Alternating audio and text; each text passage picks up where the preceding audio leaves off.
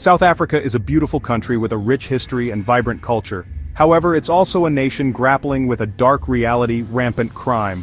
From Cape Town to Johannesburg, the shadow of violence touches every aspect of life.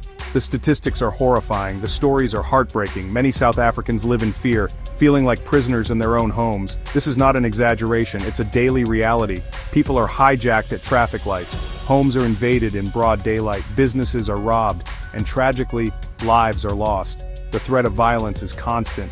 It hangs over everything like a dark cloud. What's even more concerning is the government's response.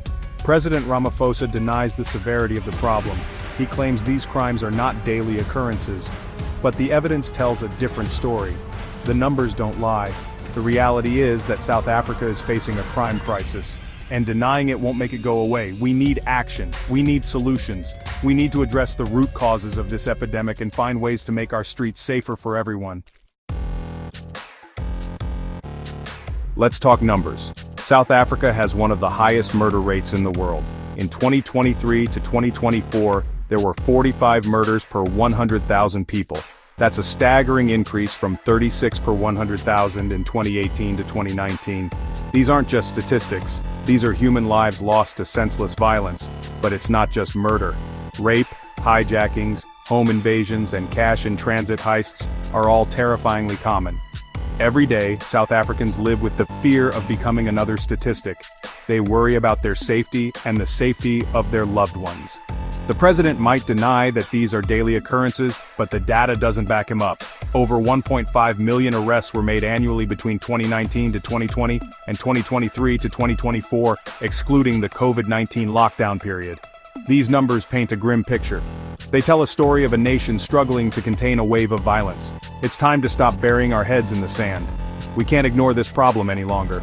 The statistics are a wake-up call. They demand action. They demand that we do better. The impact of this crime wave extends far beyond the immediate victims. It's crippling our economy and tearing apart the social fabric of our nation. Businesses are hesitant to invest, tourists are afraid to visit, and the cost of living is skyrocketing as security measures become increasingly necessary. Experts estimate that violent crime costs South Africa a staggering 15% of its GDP. That's money that could be spent on education, healthcare, and job creation. Instead, it's being drained away by the need for increased security, law enforcement, and the overall economic fallout of a society living in fear. The government has responded by increasing the police budget by 24% since 2018 to 2019. But here's the thing, the murder rate has continued to rise. Throwing money at the problem isn't enough. We need effective strategies, better training, and accountability within the police force. The current situation is unsustainable. We're caught in a vicious cycle of violence and fear. If we don't address the root causes of crime and invest in long-term solutions, the situation will only worsen. Behind the statistics are real people with real stories. Stories of trauma, loss, and fear. The constant threat of crime casts a long shadow over everyday life in South Africa. It affects where people go, what they do, and how they interact with each other.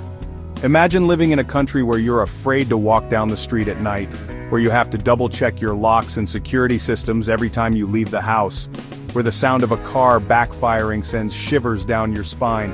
This is the reality for millions of South Africans, and it's taking a toll. Public trust in the police is at an all-time low.